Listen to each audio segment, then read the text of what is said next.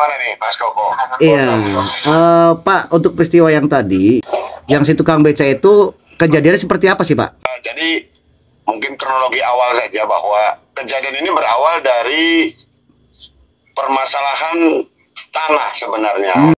Pak Karnadi ini punya tanah, diakuin lah oleh Sudarji. Karena semua bukti-bukti tanah semuanya ada, tapi Pak Sudarji sudah membuat sertifikat atas tanah tersebut.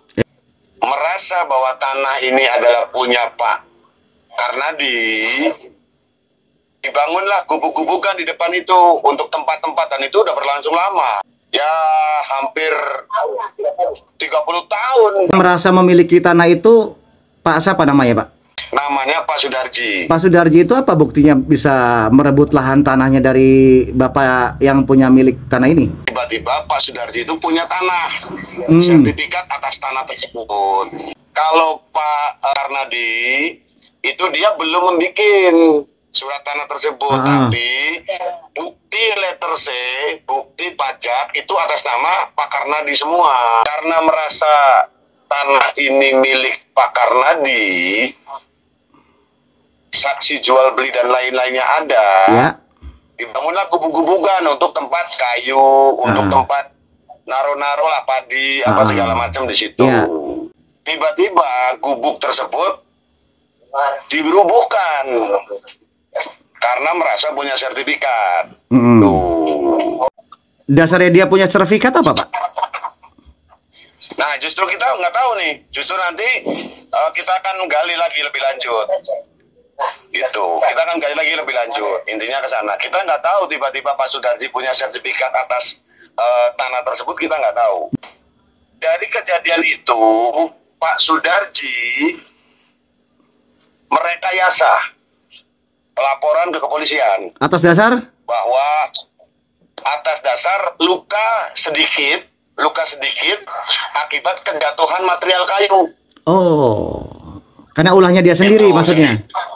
Karena ulahnya dia sendiri. Sementara saksi-saksi palsu yang dihadirkan mengatakan bahwa itu akibat dari Pak Karnadi yang melakukan perlawanan. Itu padahal istri dari Pak Karnadi memvideokan itu semua. Ada videonya, Pak? Intinya ada videonya, memvideokan itu semua.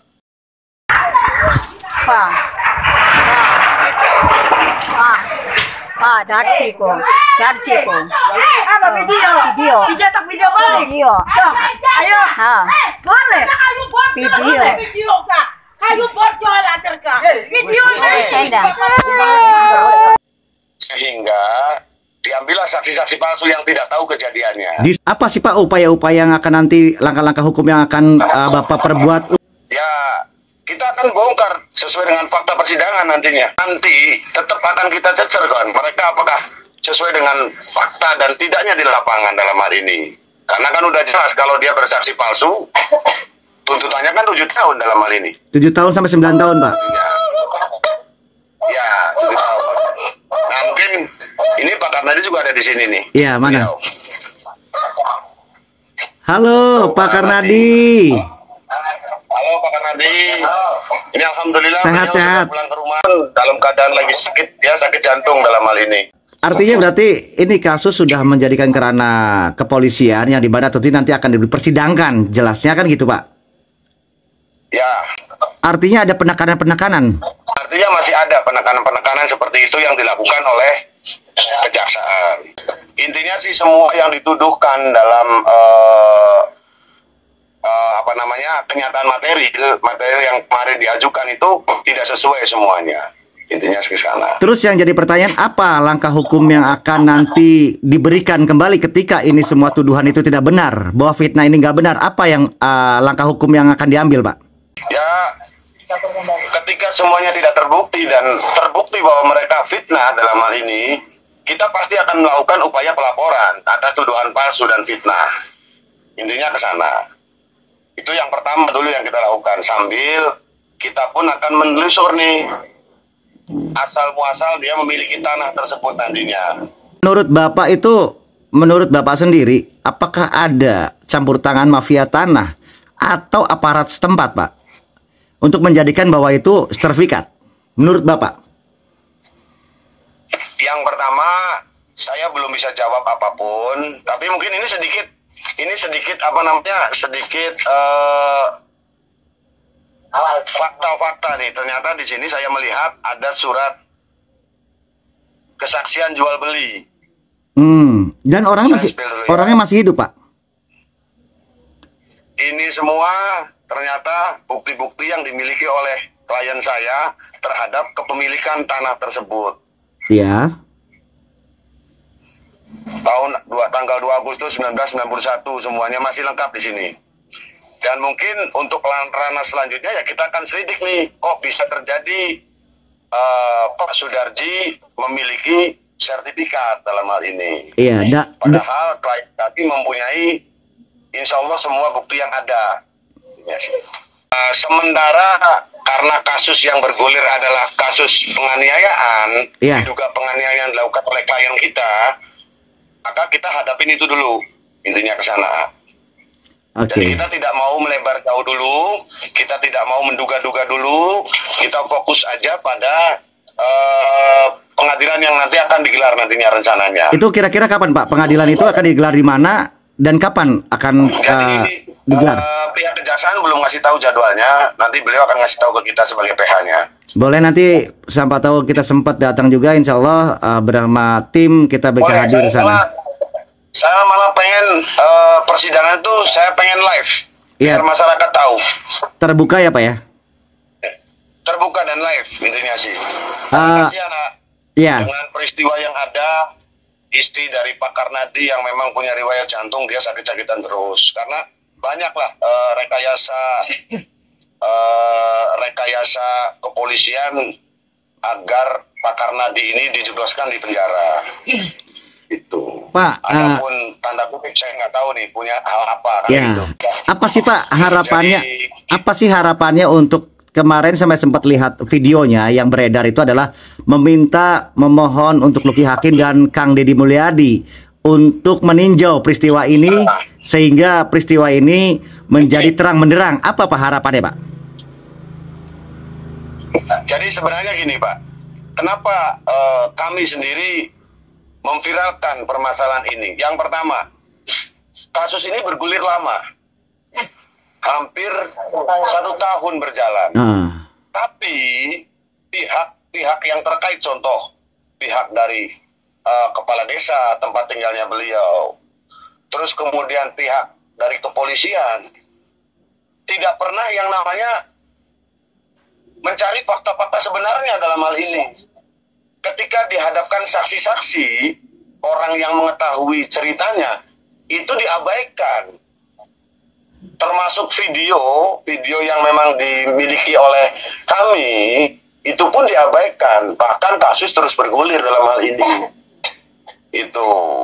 Dan yang membuat kami miris, Pak Karnadi ini bukan seorang teroris. Bukan seseorang yang melakukan sebuah tindak kriminal berat, contoh membunuh ataupun apa, tidak. Bahkan dia itu cuma lukanya punten, lamun jare wong Cirebon sih baret. Dan itu pun kejatuhan dari material kayunya sendiri. Karena kita nanti ada slow motionnya ketika kayu itu jatuh ke badannya dia. Ya intinya sih, saya balik lagi menghimbau kepada para penegak hukum bahwa anggaplah bahwa hukum itu seakan-akan hanya tajam ke bawah. Intinya sih ke sana. Yang kita tahu sampai kemarin pun, sampai hari ini tadi masih ada ucapan-ucapan miring diduga bahwa minta tolong sama Kang Deddy, minta tolong sama Presiden, minta tolong sama apa yang diucapkan oleh pihak keluarga sana. Iya. Dan saya sengaja, kami sengaja sebagai PH itu tidak membuka diri bahwa kami sudah mendampingi sebenarnya. Intinya ke sana. Karena yang tadi Pak Karnadi sendiri sudah tidak bisa usaha dalam hal ini karena kakinya sakit. Dia kena lututnya itu kan osteoporosis dan rematik yang parah. Kemudian ibunya pun sakit-sakitan. Jadi ketika mendengar cerita-cerita yang keras, itu ibunya pasti sakit karena dia punya riwayat jantung dalam hal ini. Gitu. Jadi ngedrop lagi, kalau dengar ngedrop lagi. Makanya kami prihatin kok kenapa kasus yang kalau dalam pasal hukum harusnya 352. Iya. Ini malah di pasal ataupun diterapkan pasal 351. Intinya sih. Dan itu pun Pak Karnadi tidak pernah yang namanya menyentuh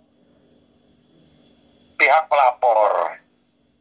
Dan yang anehnya lagi, pihak pelapor sampai mengeluarkan 2 pengacara. Ya intinya haknya dia. Haknya dia. Terus ada kesaksian dari saksi palsu yang dia hadapkan di kepolisian bahwa Pak Karnadi yang waktu itu lagi ngodok air. Posisinya lagi ngodok air ketika terjadi kejadian itu. Direkayasa bahwa Pak Karnadi ini mengambil kayu yang ada bara apinya, dipukulkan ke Pak Darji, Pak Sudarji dalam hal ini. Kalau mau yang namanya kita ungkap, harusnya ketika kayu yang ada apinya, harusnya luka apa? Luka bakar. Itu. Kenapa luka baret? Jadi tidak sesuai dengan visumnya. Terus kan kalau memang kalau gini Pak, kalau memang itu terjadi bahwa adanya saksi palsu yang diberikan oleh lawan, berarti kan kalau bicara tentang adanya pemukulan lewat kayu, berarti ada sidik jari dong. Betul, harusnya kan dilakukan seperti itu. Ada sidik jari, ada barang bukti kayunya, ada visumnya, dan ini tidak ada. Dan itu tidak sesuai. Jadi rekayasanya hebat sekali. Kasus seperti itu sampai yang namanya menyebabkan kehidupan satu keluarga harus hancur. Ya sekarang pun kena Pak Karnadi ditangkap ketika dia lagi bawa sayuran. Ya. Lagi bawa sayuran, di pasar lagi bawa sayuran. Itu ditangkap. Bahkan tidak diperbolehkan itu sayuran itu diantar dulu untuk ke pelanggannya, dia nggak boleh.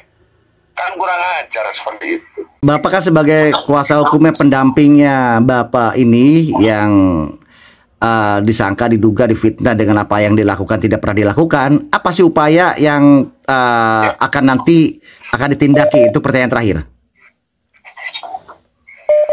Ya, yang pasti kami akan terus berjuang dalam hal ini sampai keadilan ini bisa didapatkan oleh keluarga Pak Karnadi ini. Itu yang utama. Karena apapun, semua bukti-bukti yang kami miliki sudah cukup yang namanya mematahkan sandiwara yang mereka lakukan. Intinya ke sana. Baik Pak, terima kasih waktunya. Ini saya izin di-upload ya Pak ya, di YouTube kami dan TikTok kami ya Pak ya. Mangga. Maaf dengan nanti namanya tolong diketik ya Pak. Mangga. Baik, terima kasih. Nama samaran aja lah. Boleh. Baik, terima kasih Bapak waktunya. Saya Koko Cirebon pamit undur diri hadapan Anda. Dengan akhir kata wassalamualaikum warahmatullahi wabarakatuh. Waalaikumsalam warahmatullahi wabarakatuh. Sukses. Amin amin.